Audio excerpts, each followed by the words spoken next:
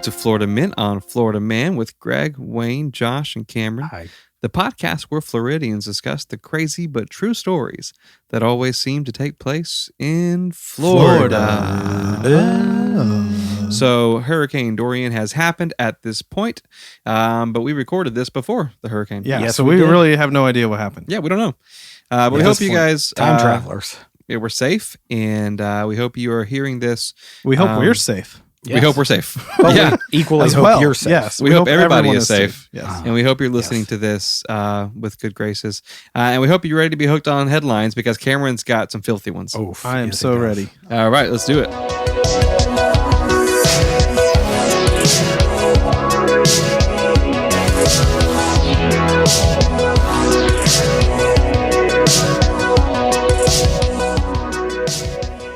Okay, so our Florida man today, our first Florida man, Good. has a bit of a Cinderella story. Okay. Yeah, I love it.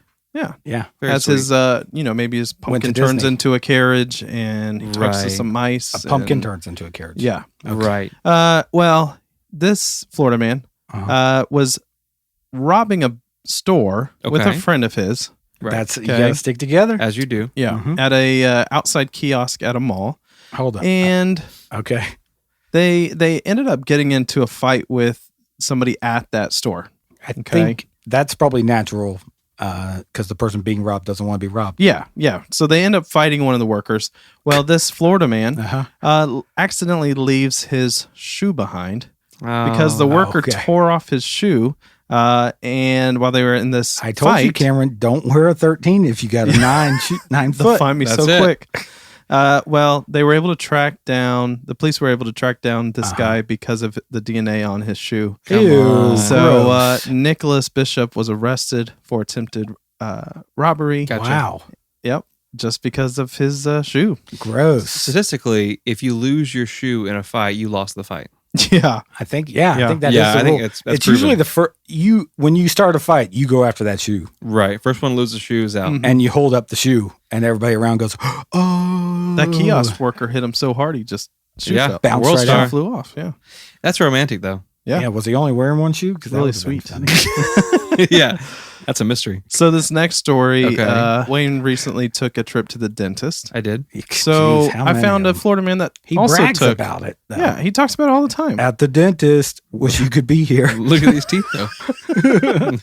Glistening. So I found a Florida man that took a trip to the dentist. Okay. Okay. So a Tarpon Springs man Oof. is wanting to start a museum. Okay. Wow. Okay. How's he going to tie this in? Exactly. Well, this man, Charles Zadar, Yep. has a dinosaur egg. What? Okay. Okay. He has a dinosaur egg. He doesn't know what's inside though.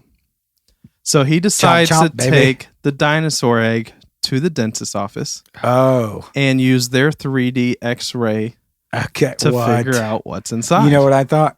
He's like, you get like a jawbreaker. You got to eat your way through Just it. chip it Yeah. out. Yeah. He finally got so impatient. He's like, I'm just going to bite it. Yeah. So he ended up talking this dentistry, this Expressions Cosmetic and Family Dentistry. We'll give him a shout out. Yeah. He talked them in to let them use their What? X-ray. So Yeah. he put this Yep. dinosaur egg, this fossilized dinosaur egg, inside this X-ray, which is meant for like teeth and jaws, Yes. and turn it on. They couldn't see anything, so he ended up maneuvering it, trying to figure out a way for them Maneuvering. to see it a little differently. Uh-huh. And he dropped says that there is a dinosaur embryo inside. I hope so. That's usually what's inside, right? Well, What are the other options? I don't think that they've really seen those that often or before, just because of the fossilized. They've been fossilized. There's so many questions, but now Yes. he's got his dinosaur juices all over the Yeah. radar. What's it called? A radar machine? Yeah, the X-ray, Yeah, radar, X-ray They machine. shot a radar the machine. Doppler at it. machine. Yeah. Mhm. So he ends up sending these pictures to scientists. Scientists are like, maybe, I don't know. We're Scientists not sure. really lose Seems me kind of when weird. They don't think of these things. Well, when they get certified mail from a dentistry about Yeah. a dinosaur egg, they probably just throw it away. I mean, And they see It's got to be like fans, like and it's postmarked Florida, and they're like, "Ugh, Oh, no, gosh. don't This open it. is fake. Yeah. Don't Throw it open away. it."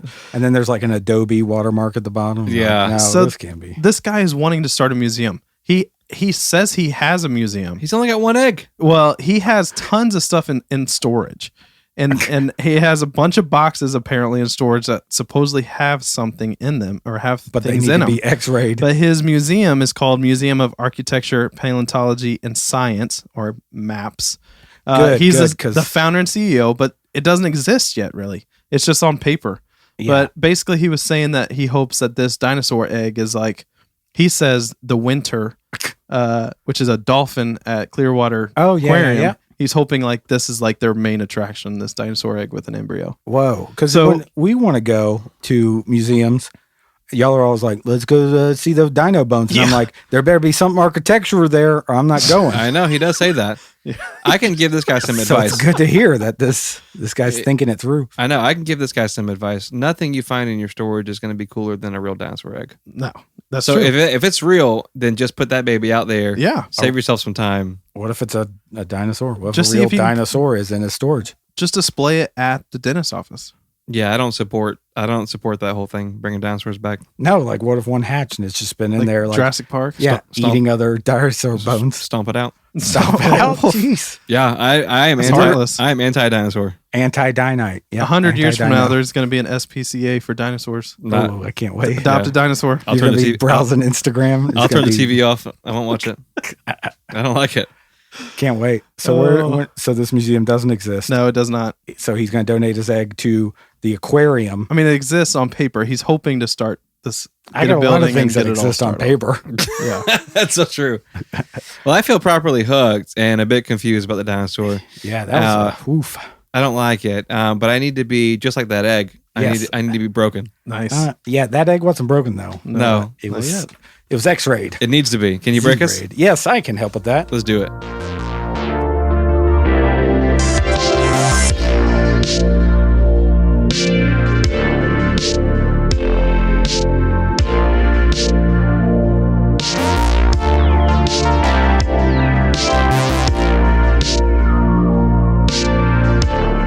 So, fellas, I got a letter. Okay, as you do. As he does. Actually, I mean, I got 3 letters. Oh, wow. Been a good week for you. Yes, it has. Yes, it has. So, do you guys want the good news or the bad news? Jesus. Wayne. Bad news. Sounds good. I'll take the good news. Wayne will take the bad news. That's right. Wayne gets his first. Give it to me bad. Bad news. I've been in secret contact with your wives. Uh-oh. So. Okay. Good news, though. Good news. They are both extremely faithful. Okay, good. And they have resisted their carnal desires found in their lustful hearts. For you? Yes. So glad. I'm so glad. What I did for I was really worried for a second. Icebreaker. Yeah, no, they were very strict in their replies. Good. Very good. Exclamation points. I mean, it was... I don't even get those. All caps. It was blatant. Wow. Good. So, I texted them, and you guys know how I text. Right. I hate texting. Yeah. Yeah. But I write down on a piece of paper what I'm going to say. Right. And then I take a selfie with it.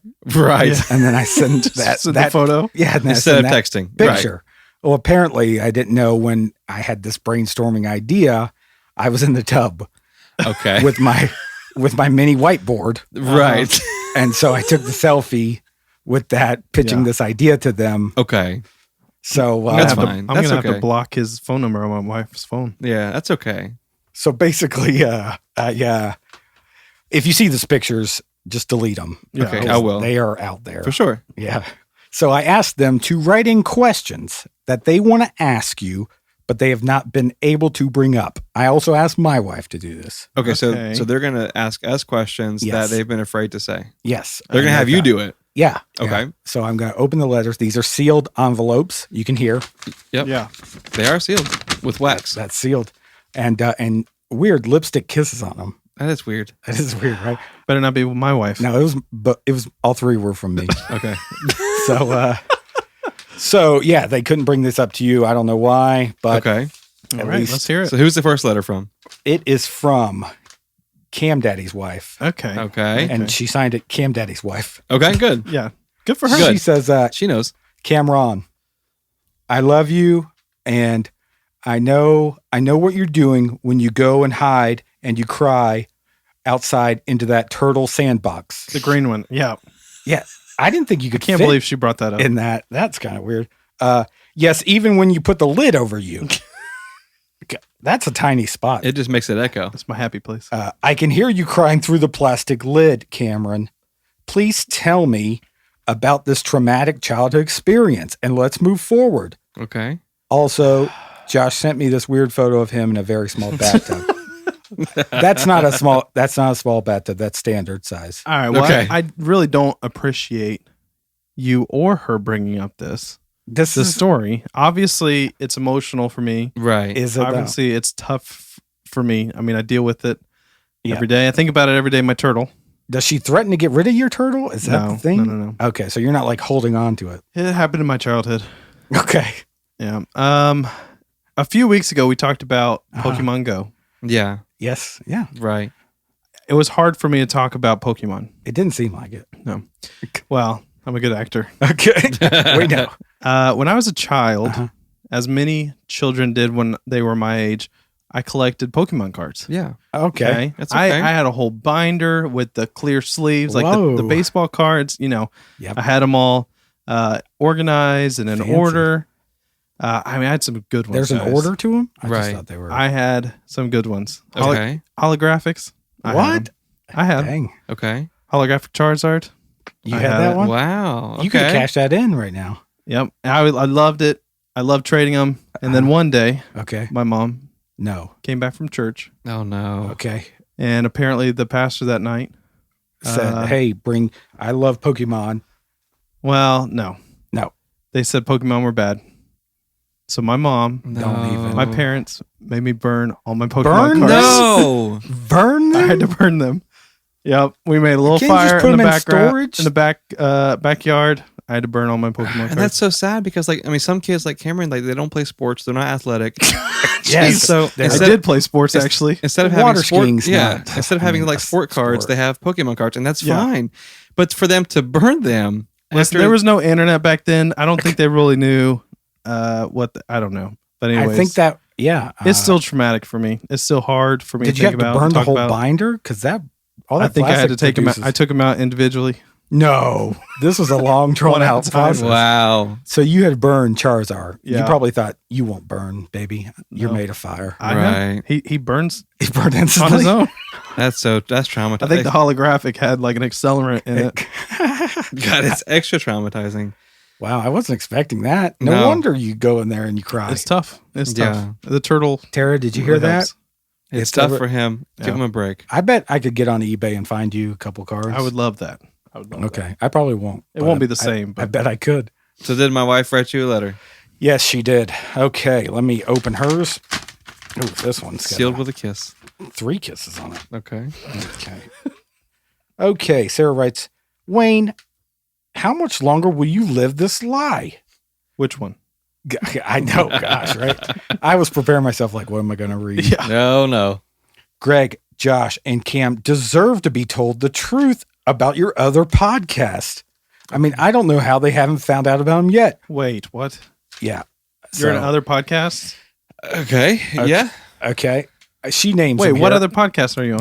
This is where it gets Where good. she said what they were? She bullet pointed them. Okay. Thanks a lot, Sarah. Okay. Here we go. I've always said that with Wayne from FMOFM podcast. I don't know how I've missed that one. Yeah. I'm always looking for new podcasts. This one's got to be my favorite. Okay. Hunk from Hunktown, Population 1 podcast. What Bro, can I say? That name is gold. Thank you. You really must have good. like paid for that. You have the domain name It's for an that? LLC. Hunk So from Hunktown, Population 1. that's listen. The Do you like podcast. interview other hunks? Like from other I towns? interview myself in the mirror? in the mirror. Okay. Yeah.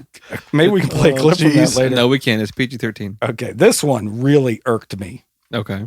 I'm faster in a foot race than Greg, Josh, and Cameron, the Hey. podcast.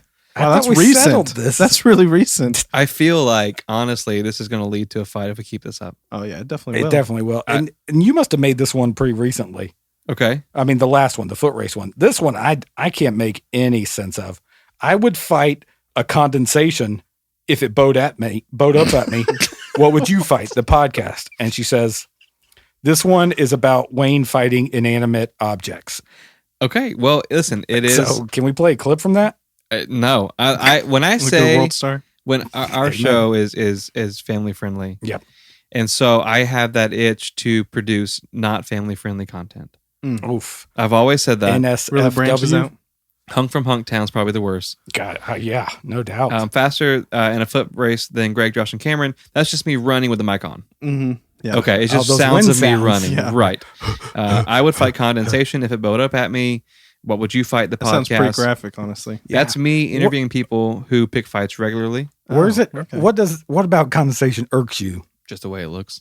Yeah, I get it. I get it. Wake up is laying there all wet. It really is, Don't like it. bro. I think I could get on that podcast. So did your wife write in a letter? She did. Okay. And goodness, am I worried? Okay. Keep there it are fair. there are many things. I want to keep it fair because it's not fair for Cameron and I to air our dirty laundry. I dropped her letter in the yard, and then Cameron came running. You dropped this, and I'm like, oh, woof. Okay. So she says, Josh, I love you very much. Please ask Wayne this. Okay. Well, this is up to a good Okay. Oh, start. that's about Wayne. Okay. Yeah. Oh, yeah. Of course it is. Wayne, why did you prefer playing soccer? Hold on. It folded over with non-moving chairs instead of a human sister. Why would you set oranges on fire and not let me watch? Why would you not share your rock collection, your alien stickers, or your pogs with me? Okay.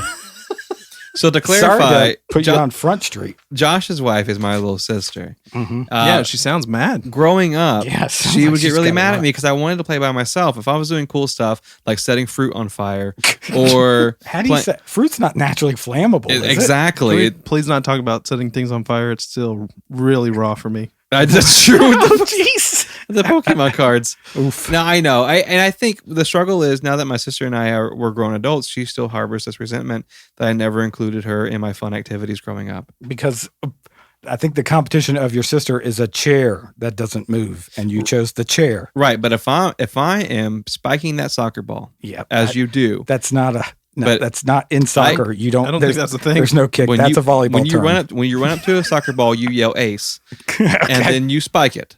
Well, if its name is Ace, Right. And I kick it so hard. If my sister was there, she would have been hurt. Okay. I had to put a chair there out of my love for my sister. Safety. Nice. Safety first. And okay, so it's a really caring thing. Yeah. And then why wouldn't you let her look at your rock collection, your Okay. alien stickers, or your pogs? They're priceless. Look at them. If I spend money, I always say what I've always said: look with your eyes, not with your hands. That's true. Okay, because Taste with your tongue, not with your ear. right. Because she would come into my room and go, let me hold that. Okay. Let me have that. And then crush it because And she would always crush it. some Okay. rocks. She pulled Crush my them rocks. she pulled my pogs apart. She sold Yeah. my slammers. So I just No. said, I said, don't come in my room anymore, and never write about this in my podcast in the future. Whoopsie.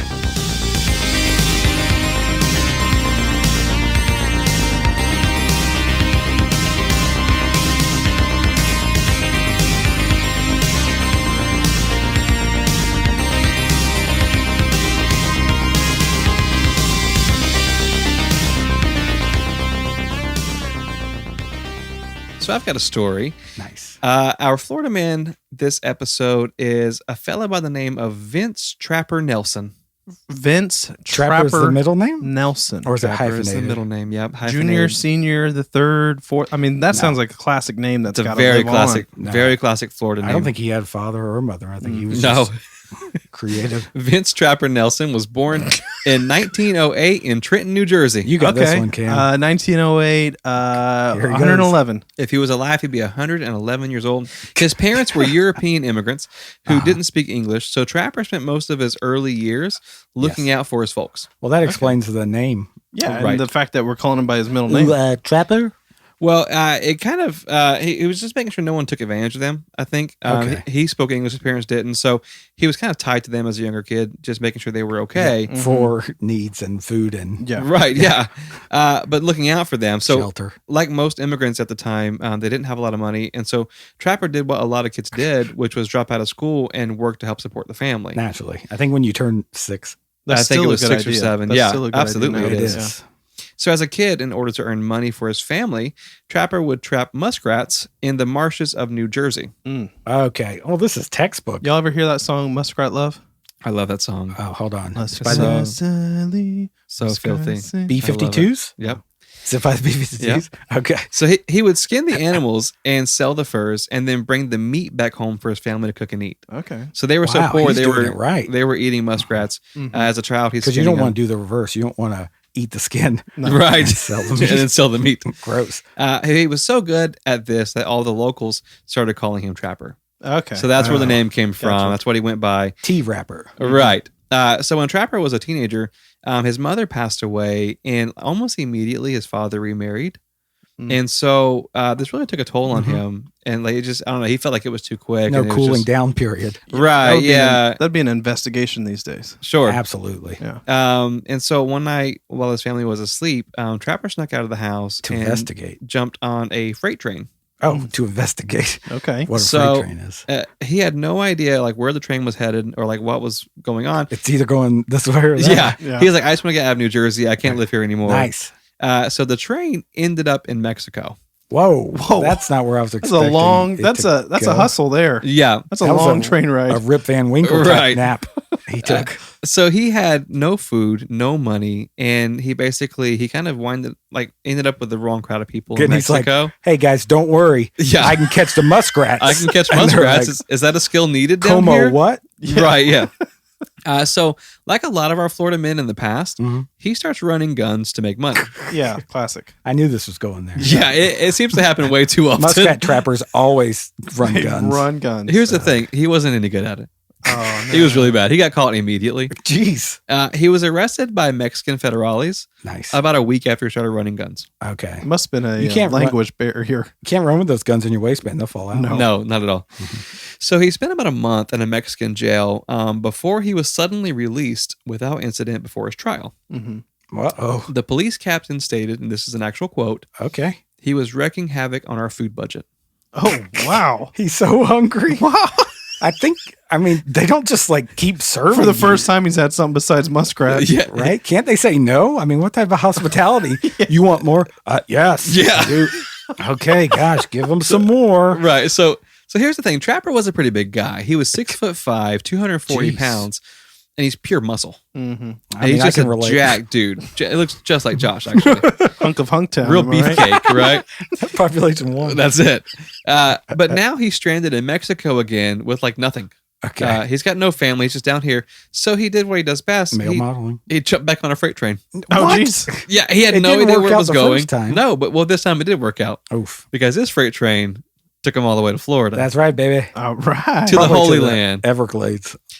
So while he was on the freight train from Mexico to Florida, he met a fella hitchhiker. Oh, Alligator Jones. Alligator. Heard this story about. Almost, no. A man named John Dicus. And basically, these guys became best friends. John was also from a poor immigrant background. He was also a self-taught animal trapper, oddly enough. Oh. And he also basically had no plans for the future. I bet their conversations were So golden. these guys are very similar. So John and Trapper Nelson basically were like, hey, we're headed on a similar journey. We might as well do it together. What do we call our gang? Yeah, the Trapper Bros. So they end up settling in Florida, and they set up camp along the riverside in Loxahatchee. Yep. And this is the 1920s. So there's a lot of like uninhabited, very primitive land in Florida at this point still. Yeah. And so they're living on the Still riverside. now. Still now. Sure, yeah. But this Loxahatchee at this time it's really, really small. They've got one store, one restaurant. Everybody knows everybody type Mayberry situation. Oh, Mayberry. So this is the type of area that Trapper Nelson and his best bud John Dicus decide to live in. But about 2 weeks after they get settled, a man shows up by the name of Charles Nelson, and he claims to be Trapper's stepbrother from his father's new relationship. Wow. Okay. How does he track him down? Yeah. So apparently this new lady that Trapper's dad married a few years prior, she already had a grown son, and he just so happened to wind up exactly where Trapper and his friend John settled, in a small town in Florida. Fishy. That's super fishy. Well, it seems strange to us in retrospect, but Trapper and John didn't have a problem with it. I don't think Trapper has anything to be taken advantage of. They didn't have any plans. Well, that's the thing. Give me your pantalones. Yeah. He just welcomed Charles with open arms, and within a few days, they were all three camped out together on the river in Loxahatchee. Wow. Like so- us. Yeah. Just three. like us. Three best friends. Right. So when I talk about Trapper being a very large character, like He was really big in stature, but like also personality. Mm-hmm. Locals in Loxahatchee said that he was the most handsome man they had ever seen. God, I know it, baby. We knew it. And also one of the funniest. Oh. This is okay. We talking about me here? I'm blushing. I am blushing. We all three think it's us. He was incredibly polite and easygoing, and he would really do anything to help anyone. And so this kind of explains like why he was so like open to Charles just coming and being like, "I'm your stepbrother, trust me." Yes. But he's just a really nice guy. There's a lady in town named Bessie Du Bois, and she ran the lone restaurant in town. Sounds cute. Yeah, she was beautiful. And Bessie? she said that Charles had some very eccentric eating habits. Okay. So keep in mind, this is the man that ate his way out of a Mexican prison. Hold on. Yeah. Okay. Can you guess what one of his eccentric eating habits were?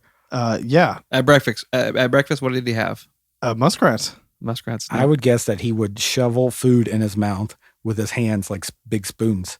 Well, she says that on average for breakfast, he would eat 18 eggs. Okay. Wow. So that's why Loxahatchee is a town no more. Yeah. So That's why that prison is gone. This is an actual quote from Bessie. She says he would come in daily and also order a pie, not a piece of pie, but an entire pie, and then he would eat the entire thing while staring at the staff. Yeah, I mean, I've been there.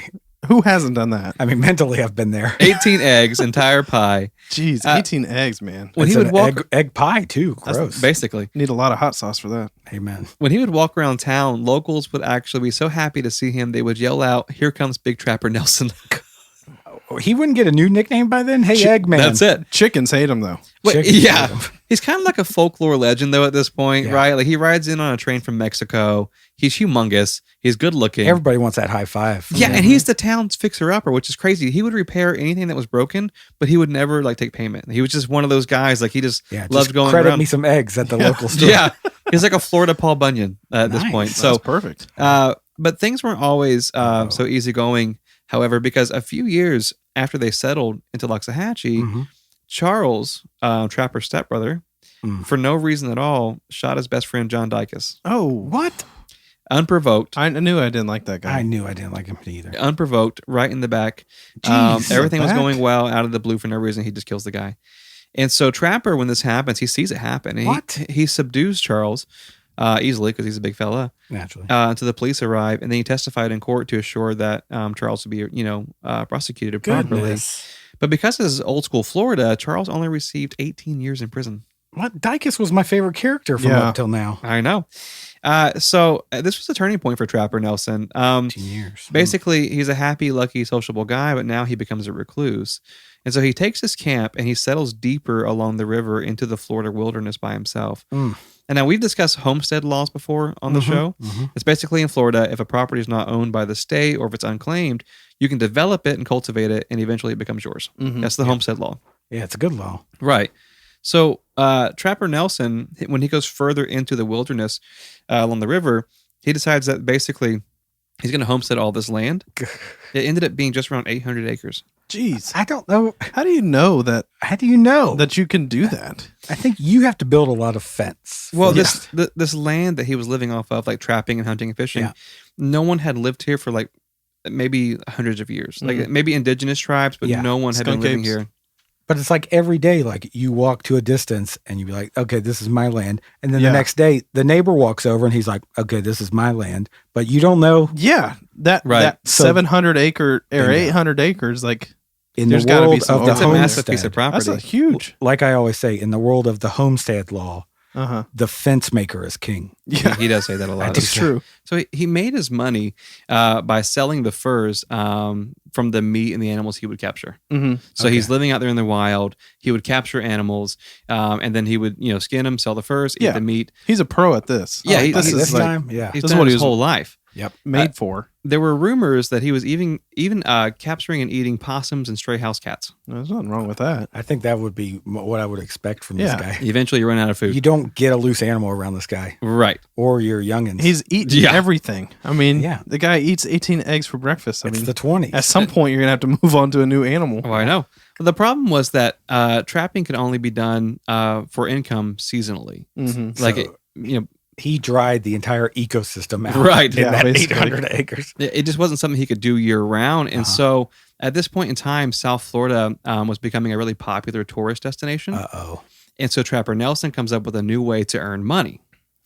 He began building infrastructure from scratch. Jeez. And he started capturing wild animals. Okay. He would take care of them and breed them until eventually he had enough to open his own zoo. I guess tourists, they want to see Florida animals. Yeah. So in the 1930s, the Trapper Nelson Zoo and Jungle Gardens became open to the public.